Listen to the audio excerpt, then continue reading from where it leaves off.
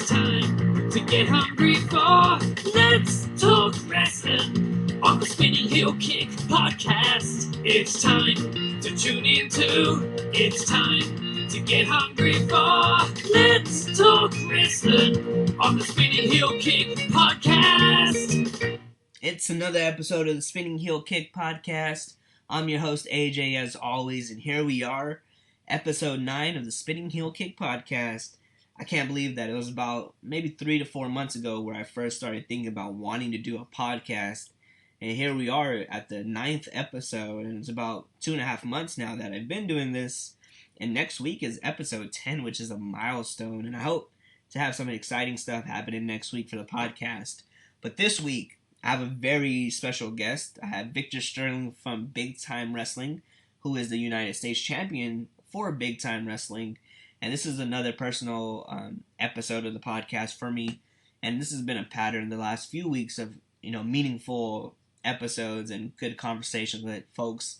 With Shotzi Blackheart, you guys heard it live that, we come to find out that we went to the same high school during the same time. Then I had the week where I released 2 episodes, one being with the Bollywood Boys and the other being with Warrior Samara. And that was special, obviously, because I share the same cultural background with those guys. And then this week, I have VictorSterling on the episode, and we come from the same city, went to the same university. We have mutual friends. And, I've seen this guy start since day one at BTW, and just recently saw him again wrestle. And to see his improvement in the ring has been tremendous.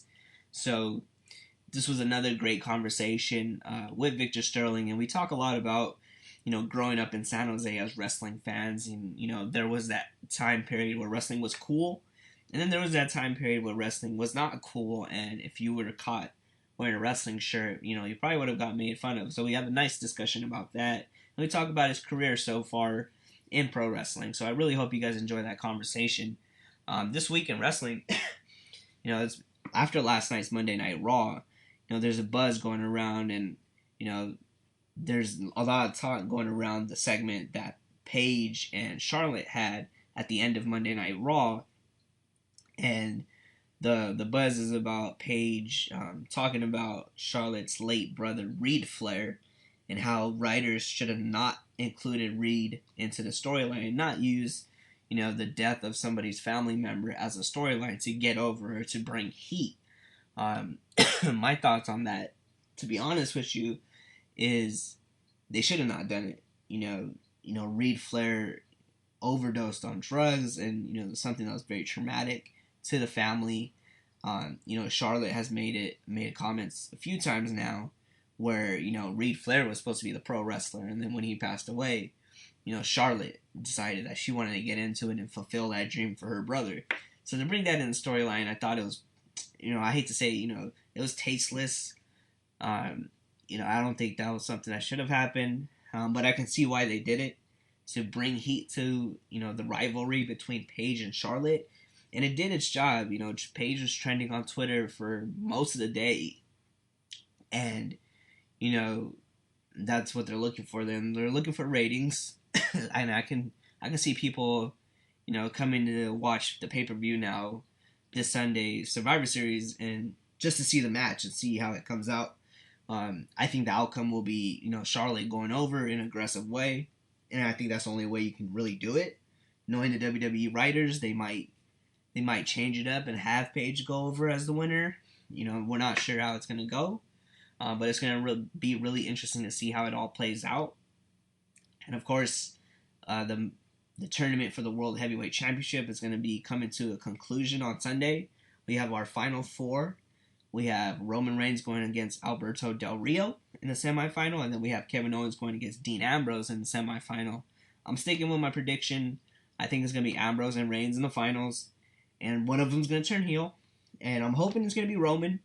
I think Roman Reigns needs to turn heel and become a World Heavyweight Champion, and then, stay champion until Seth Rollins returns as this major babyface, and they can finish their feud.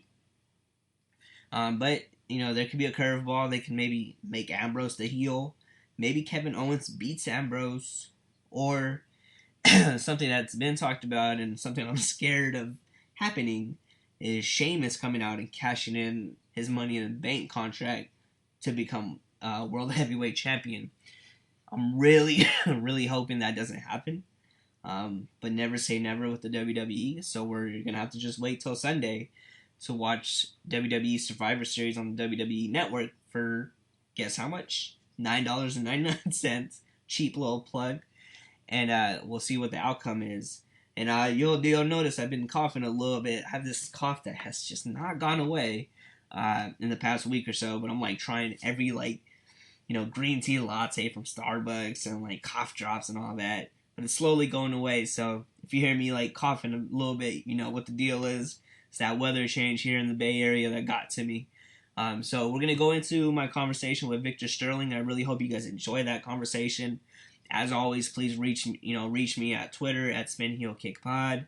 The Instagram is the Spinning Heel Kick Podcast, and Facebook is the Spinning Heel Kick Podcast as well.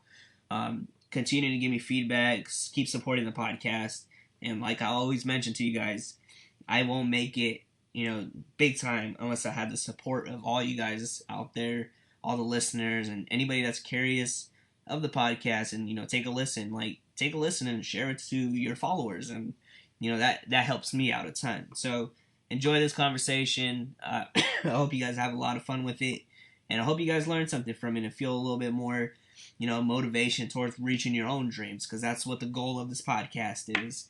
So episode 9, Spinning Heel Kick Podcast. We're on with the Spinning Heel Kick Podcast, episode 9, and I got a very special guest with me today. It is the United States champion of big time pro wrestling. I got VictorSterling with me. Hey, how's it going?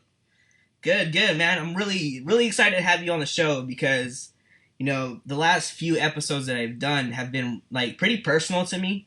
I had Shotzi Blackheart a few episodes ago, and live on the recording, we found out we went to the same high school during the same time, and that was awesome, right? Like it blows your mind, kind of. And right. then I had interviews with Bollywood Boys and Warrior Samara, which I'm sure you're very familiar with. Mm-hmm. And them having an Indian background, we share the same cultural background, which is really cool. And now with you, it's like we're from San Jose, and I believe you went to San Jose State University. Yep, that's right. Went to the same university, from the same city, and I've seen you from the beginning of your time at BTW to now where you are, and now you're, U.S. champ, and I've seen you develop throughout the time, and it's real cool to see how far you've come. So, like, it's special for me to have you on the podcast, man, and this being your first podcast, which is super cool. It is actually, yeah. Yeah, I definitely appreciate it. It's always cool talking to somebody that's been there since day one and, has a different perspective on things than I do as the person doing it all the time myself. So, this will be good. I'm excited to be here. Yeah, absolutely, man. I remember seeing you for the first time, and obviously you were green in the ring, and like you had the generic gimmick that really actually got over. You were a huge baby face, and to see that clean cut American. Exactly. Yep. And to see you now, it's kind of like you got a little swagger to you now. I saw you wrestle Shannon Ballard at the 19-year anniversary. 19. And to see you have that swagger, you're still over with the women. You got the women going crazy for you, bro. Nice. And like you've come a long way, especially in your ring work. So, my first question obviously is like, coming up from San Jose, and I want to get into this, and you'd probably, you can relate with me on this. Growing up in San Jose, did you feel like there was a lot of wrestling fans around you, or did you feel like an outcast? Definitely outcasted. I mean, when I started watching wrestling was about 1999 or 2000, so in the middle of the Attitude Era, and everybody had DX shirts and Austin shirts, and once that fizzled out and the Attitude Era kind of came to a halt, it was basically like being an outcast. So you're kind of just forced to be a closet wrestling fan, Yeah, that's unfortunate because I was the same way with you, especially like I grew up on the Attitude Era, and when it got to like 2004, 2005. Especially I think it was like Cena and Edge were having a rivalry. Matt Hardy was still around. Like that was like closet wrestling fan time. Like nobody, if you wore a wrestling shirt to school, like you would probably get clowned on and saying, "Hey, don't you know it's fake?" Yeah, you're just a dork at school. Yeah. And it's funny because then when the CM Punk stuff happened, when he had that Summer of Punk, and had the pipe bomb, it like started to become cool again. I saw people wearing CM Punk shirts, and like even so now, like it seems like wrestling's coming back. Yeah, definitely. I mean, I was actually just thinking about that last week. I was driving around, and teenage kids or like middle school kids were walking about, and they had wrestling shirts on. Like somebody had a Ryback shirt, which I don't think I've ever seen. I mean, Really? Kids, of course, they have the Cena shirts on, but I've seen it a lot more lately.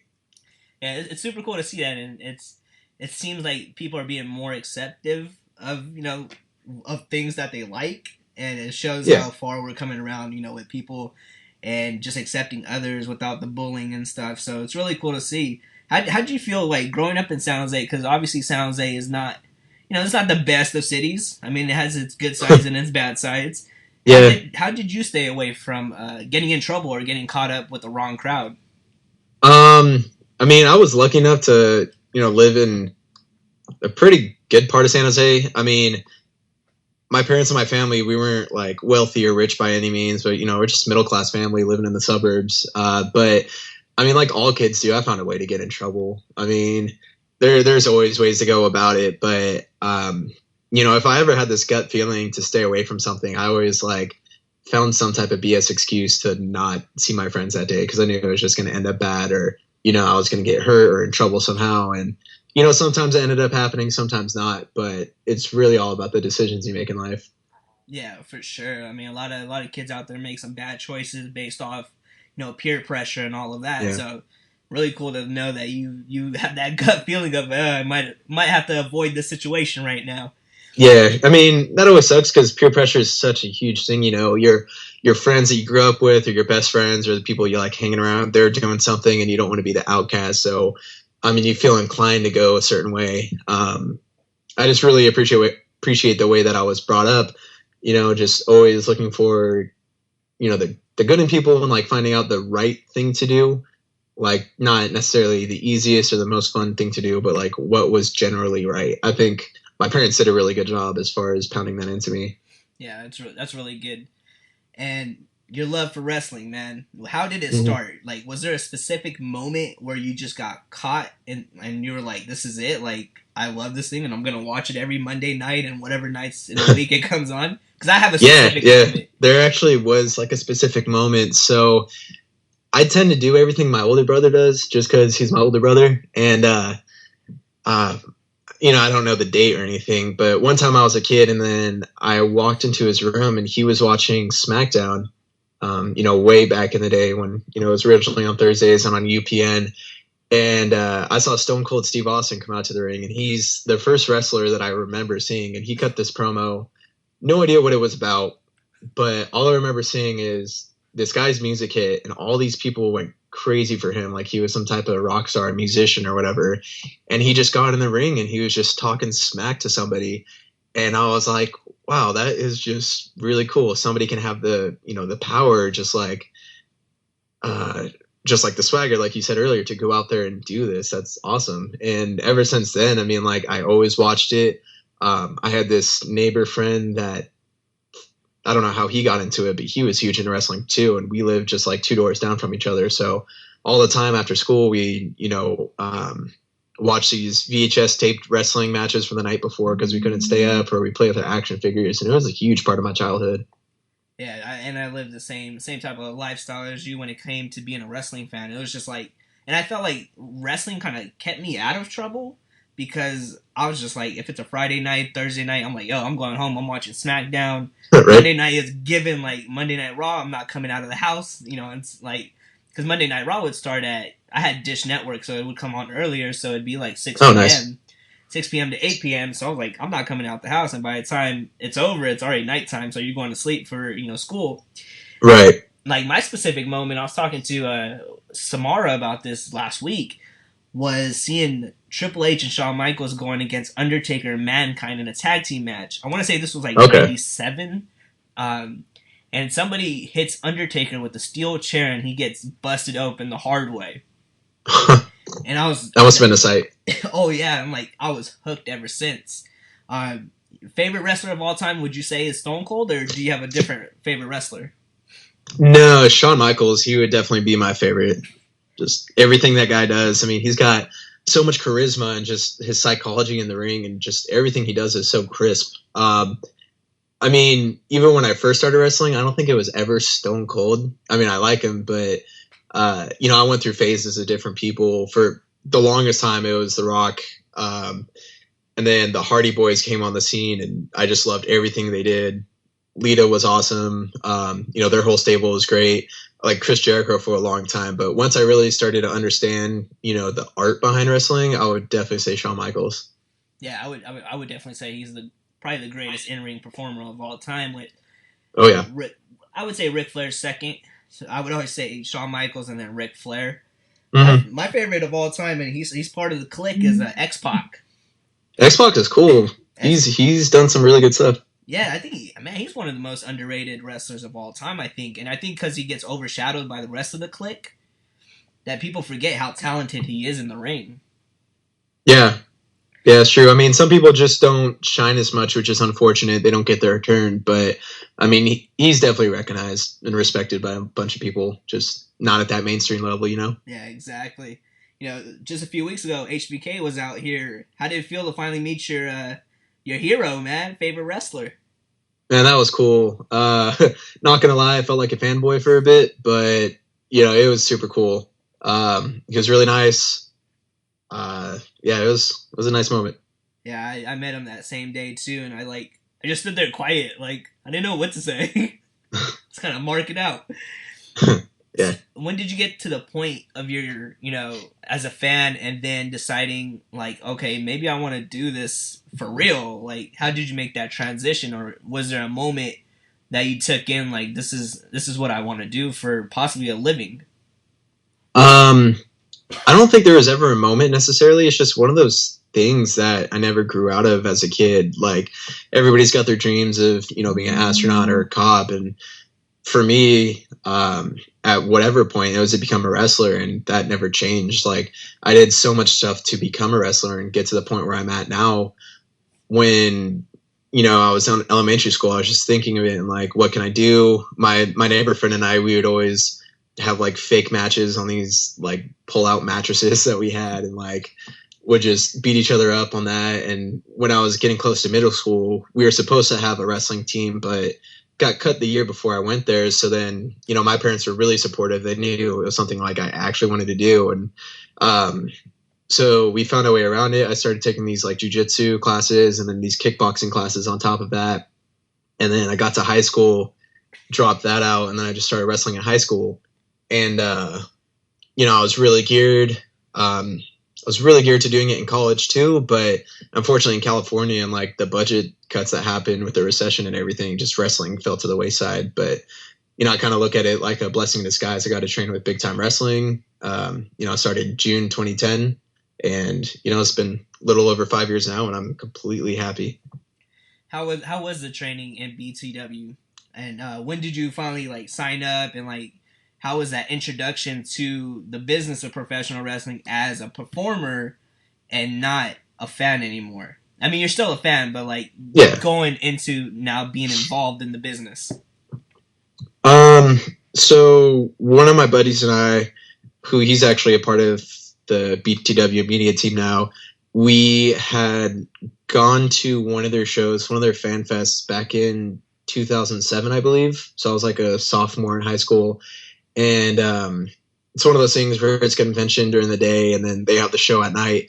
And so my friend and I, we had gone there and we were just hanging around, going to table a million times. And the BTW crew was there. And I remember they totally hustled us into buy some merchandise. And we did because we were fans, and, it is what it is. But we asked them if they train people, and they said, once you're 16, if you have your parents' consent, you can do it. Once you're 18, you could just sign up by yourself. And at that time when I was in high school, my parents wouldn't let me do it right away. So they just had me wait till I was 18. And, I started pretty much right when I graduated high school. I got to start training with Big Time Wrestling and my trainer, Jason Styles. And, it was a really good time. It was a lot of dedication and a lot of hard work. I started training the same day as Tony Vargas. And that dude and I, we just tore it up, and within a couple months both debuted. Yeah, that's pretty fast to debut that quick, especially if you're just jumping into things. And that just shows how much you just have that it factor about yourself and being in that ring. I just wanted it, man. That's what it is. I knew what I wanted in life, and I just really wanted to pursue it. What would you say was the toughest part about training? Just getting in my own head, really. Like, it's something I've always had a problem with. Like, even with the training I did in middle school and high school, is like, if I do something wrong, I overanalyze it and I overthink it way too much. And not even the physical stuff. Like you said, when you saw me when I first started, I was just generic baby face. I didn't really have much to me, and just getting that character development took such a long time. And, it's still something I work with these days. But yeah, I would definitely say the character development was pretty hard. What did you try doing differently? Because I know this is probably one of the hardest things to do is just your style in the ring and making it different from anybody else. Because you got obviously you got to try to stand out from everybody else. What is it? Right. What is it that you do differently in the ring compared to anybody? I've always been told when you go out there, you should be yourself and just exemplified to the maximum. Like, you should turn up the volume for yourself all the way. And, I do that, and I just have fun with it. Maybe that's that swagger that you see now, just like the confidence I have when I'm out there, but I just like to have fun. I tried being the serious fighter, but I was such an introvert when I started that I just came across like a blank slate. So, the more that I just tried out different things and whatnot, I just felt better and better about myself. And, I'm at the point where I am today. What was that feeling when you found out you were going to wrestle your first match? Oh, I was so excited. I wasn't even ready yet, though. I didn't have any gear. I didn't really have, VictorSterling in mind, who he is, what I want him to be. It was just one of those things where a battle royal was coming up, and then you can always throw as many bodies as you want into a battle royal. So, Tony and I, we were given the talk and told we can debut, and, I was just ecstatic. How'd you come up with the name VictorSterling? I've always wondered that. So, Victor is my middle name, and Sterling is my grandfather's name on my mom's side. And, I just thought it went really well together. And, I got a lot of deep ties with my family, and so I wanted to pay respect to that. But I thought it sounded nice. It does. It definitely does. And the fact that it means something to you, that makes it even more special. Yeah, definitely. So how was it? Were you still at, was Bailey still at training with you? Oh, yeah. Yeah, I trained with her for a couple of years, actually. How was that to see her make this big move, and now seeing her crushing it on top of the world right now? Yeah, man, I was so proud of her. Everything she's doing is awesome. She's in Europe right now. That's crazy. I saw her go through a lot of stuff that every wrestler does. The downfall is not, feeling completely confident about yourself, but also, just the proud moments of, going out there and knowing that you crushed it. Everybody had those pits and valleys, but to see somebody, locally, somebody that I know, somebody I considered a friend, to actually make it, and I see her on TV, that's just the best feeling in the world. Does that give you a little bit extra motivation knowing that she came from the same training that you got, same city, and now she's on top of the world? Does that pump you up thinking yo, this can be me next? Yeah, definitely. That is a little part of it. If someone I know can make it in such an exclusive business, then why can't I, Yeah, exactly. And to be honest with you, when I first saw you, and throughout the years seeing you, here and there whenever I had a chance to see the show, I always felt like you're being groomed to be that next person. Well, thanks. Knock on wood, I really do feel like you're getting groomed for that. And seeing how far you've come, it's pretty cool to see that. And I have confidence in you that you're gonna get a shot at the big time pretty soon. And well, thank you. I appreciate that. Yeah, absolutely. Do you watch wrestling? Not just the WWE, but are you following New Japan stuff? PWG, Ring of Honor, anything like that? I do from time to time. If I hear about something awesome that happened, I'll look up a match. But Honestly, what I've been doing right now is just going through the network and just watching everything chronologically. Like, I never watched WCW as a kid, and a lot of old school WWF stuff. Like, I haven't seen much, or not at all. So I've just been going through like every pay-per-view that they've had from the start and just like following everything.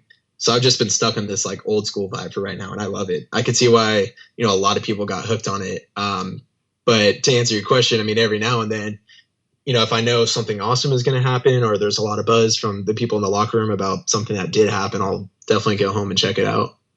Yeah, that's good. It's always good to just study everything, man. Especially the Oh, old school stuff. It seems like that's where you learn the most from.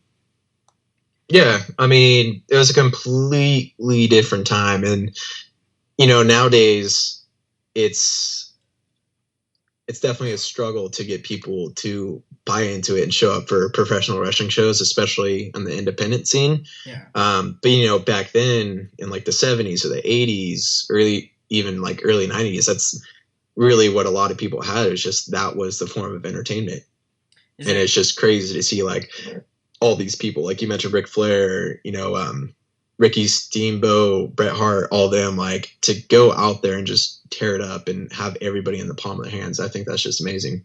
And back then, they didn't really have like high flying stuff either. I don't feel like No. Like nowadays, like there's a lot of talk about like, oh, the wrestlers are not selling as much. They're just doing like, high bumps and high flying stuff, but they're quickly back on their feet. Like, how do you feel about that? Like, do you feel like that kind of affects the storytelling in the ring when you don't sell as much as you probably should? No, I mean, I think it takes away from the story. And it's also just wasted motion. If somebody's going to do a really cool spot, or, say Neville, he hits his finishing move and somebody gets up from that, right away, or kicks out at 2, it makes that awesome acrobatic move he did pointless. I've always been taught, and I try to just frame my mind around keeping it simple, so the big things that you do make sense and they make people believe it more. Yeah, exactly. I completely agree with you too. And there are matches where there's like a bunch of high spots, and like I enjoy the matches, like, because it's fun to see stuff like that. Yeah, I mean, it is entertaining. Yeah, but it does take away the storytelling. Speaking of storytelling, this is a perfect segue. All right. My favorite moment seeing you in the ring was going against Drew Galloway. All right. And it was probably one of the most vicious beatings I've ever seen someone take. And yeah, that was a good time. Yeah. Oh, it looked like it. It looked like you got busted up pretty bad. And it wasn't even that you got, you bled. It was just the fact that, Galloway was putting it hard on you. And I'm looking around everybody that was sitting next to me, and they were worried that it was a shoot. Like, it looked like you pissed him off backstage and he just took it at you. So, like, how was that moment, man? Because, it was pretty tough to see, I have to say. When it was happening, it's one of those things where it's just adrenaline, and it's like, I gotta do this. I'm not one of a person to, back down in the middle of something, or if I get hurt, I just step out. I've never really had that in me. And, the ref that I had at the time, Ronnie Washington or Mark Harris, who was in WWE, like, I trusted him wholeheartedly. I know he was trained and he knows what like really bad cuts look like, because, they teach all that stuff there.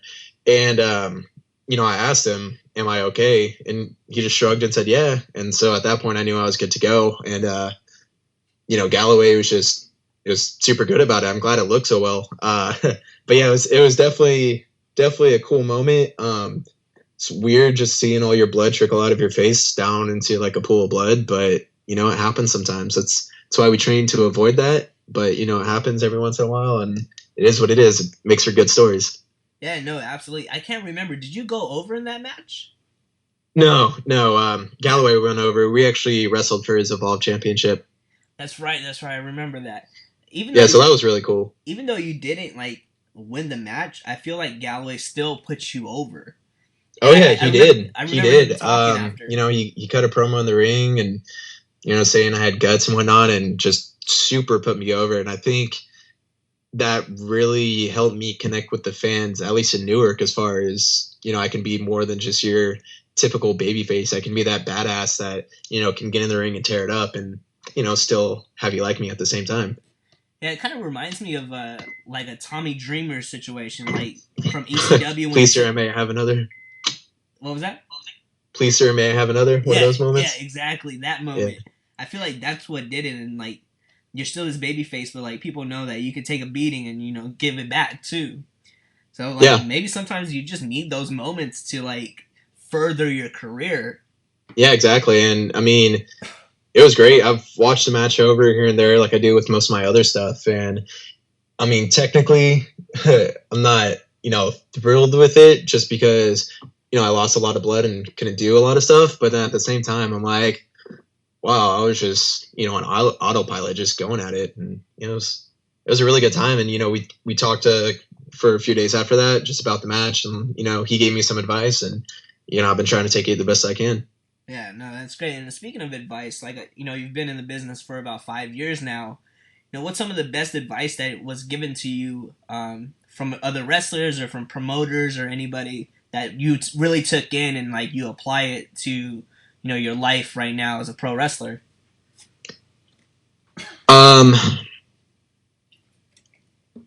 One of the things I touched on earlier, as far as going into your matches, just make a story out of it. No knock on, any of the other promotions because they put on a lot of good stuff. But, one of the main things that I take away from the big time wrestling shows that Kirk White puts on is just, it's a lot of, character storytelling. We don't necessarily run so many times in a year where people remember exactly what happens. But I feel like with every single match, you can be sucked in from start to finish. And there's really that development of, I feel empathy for this guy or I hate this guy. And, one of the things that I try to take away from everybody is like, how did you connect with the fans or, even my training, how do I do this to make it look more realistic and make people believe that, we're really getting our asses kicked. That's really one of the main things I've always tried to focus on is like how to connect with the fans and how to make it as realistic as possible. Have you ever thought about turning heel? A lot of times. Unfortunately I've only been able to a few times, but it's a blast every single time. I love doing it. And coincidentally, it's always when I'm local. I'm a San Jose boy, and when I wrestle in San Jose, I'm a heel. Oh, really? Huh. Yeah. That's really interesting to hear that. Yeah. How's your gimmick change when you're a heel though? Because when you're a face, you do come out as this clean cut American boy. Like, what is it when you turn heel that you change up? Well, I try to stay technically wise around the same as far as like being mat based and kind of that amateur wrestler-esque. But when it's a heel, kind of think of Kurt Angle. Kurt Angle, is always one of my favorites looking back as a kid. I always loved seeing his matches because I wanted to see him get his ass kicked. But like rewatching them now when I'm at the age, I'm like, wow, this guy can work. Like he knows how to get over the people. So that's, someone I really try to model myself after. And there's this one show in San Jose, Underground Wrestling, and they wanted me to be my fraternity gentleman side because I was in a fraternity at San Jose State. I actually lived that life, so I know how people act. I know how I acted at certain times. So they're like, just go ahead and explore that, and I had a lot of fun doing that. That's like a gimmick I feel like has never really been used. Has it been used before, like on the mainstream television? No, I mean they've had like preppy jocks or, was it the Mean Street Bullies? Just pretty much like suburban, high class people, but I don't know about frat boy necessarily. That would go pretty over, I think. That'd be fun. Yeah, and it's such a bad term in the Greek community. Like, I really despised hearing it when I was in the fraternity system. And let us know how you feel about it, man. It's a free yeah. Free I mean, like, just the people that are like stereotypical like frat or even like the girl version of it that just like give it all a bad name because a lot of people do good work. They put in a lot of hours with community service or like philanthropy and do a lot to build a community on certain campuses or like in certain houses. It's just, that with anything, there's that minority that brings apart like the negative stereotype of stuff. And that's really strong with the Greek system. And I feel like it's not even, just in that setting. It's like for anything, like one person can mess it up for anybody. And it's kind of like, using the police department's kind of like, it's pretty controversial, but one cop can mess it up for the rest of them, right? Exactly. It's always just one person or just a small percentage that can destroy, the stereotype or like just make them look bad. Like it's unfortunate to, some people don't separate individuals and always have to group them together. Yeah, and I mean that happens all the time. It's just human psychology. You hear a story and you just associate it. Like, I mean, I was too young to actually knew about it when it happened, but the term "going postal" was from a disgruntled postal worker that just shot up his workplace, and that was in like the early '90s, and people still say it. And if you go to a post office, they're not always the happiest, but I mean, nobody's pissed off. Yeah, it's just exactly. Something you think about. Yeah, it's very true. Coming up in San Jose, and you obviously did you get your degree from San Jose State? Yeah, I graduated from San Jose State in December. Actually, I got a degree in a bachelor's in political science. Nice, and that's always good to have because you always need a backup if something doesn't work out in wrestling. So that's really cool, and I think that's awesome that you did that. And I think a lot of people need to know that too. What really motivated you to become a pro wrestler? Like, what made you get through all the struggles and sacrifices to get where you are now and possibly going further and making a career out of this and becoming successful? I'm sure you had a bunch of haters. Maybe some people telling you, no, this is not going to happen. Like, you just give it up. What made you get past all of that to make sure that you were going to accomplish it no matter what? For me, it was really a matter of this is all I enjoy doing. Not saying that a lot of other stuff that I hate necessarily, but take school, for example. I mean, it's exactly what you said it was. It was a backup plan for me the whole time, just in case this doesn't work out. Because, it's an entertainment industry. It's a small minority of people actually do make it. And for me, going through school, it was, what do I want to do? Everybody asking me all the time. Like, I remember in high school, I don't know if your school did this, but at Branham, we had to fill out this thing at the end of the year to choose our next classes. And it was always like, what do you want to accomplish in life? And every time I put down, be a professional wrestler. And because of that, it's a funny story. The counselors, they just kind of like disregarded my submissions or whatever. I found out at the very end of my senior year, because I never said I wanted to go to college. So then instead of going to a 4-year right away, I went to a 2-year. Then I made it to San Jose State. And I mean, my whole life, all I've had interest in doing is wrestling. And so the thought of like not pursuing that is just off-putting to me. Yeah, absolutely. That's great. That is a pretty funny story, though. I'm sure they were giving you some like, classes that don't even matter, thinking, oh, this guy doesn't even want it. Oh, yeah.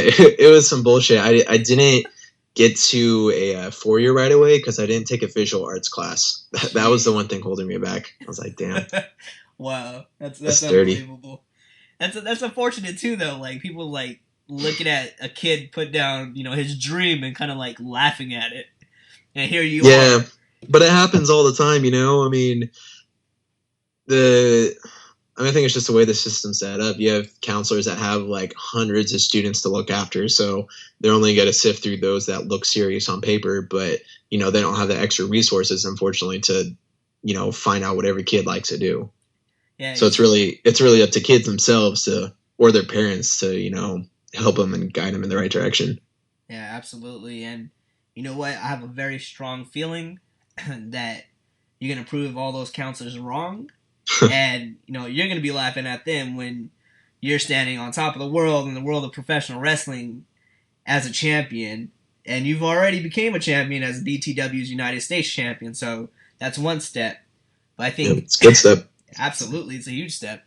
As long as you stay hungry and motivated, man, I can see you doing big things. What do you want as the next step in your career of pro wrestling? What's the ideal situation? Well, I mean, my next step is to go wrestle somewhere outside of Bay Area or Northern California in general. If you're talking about like short term, I just want to like get out there and start getting that name recognition all across the United States and, you know, eventually around the world. And I've always just had the dream of being a WWE superstar, and that's what I'm trying to pursue. And just keep pursuing, brother. You'll reach all your dreams that you want and all the goals that you have for yourself.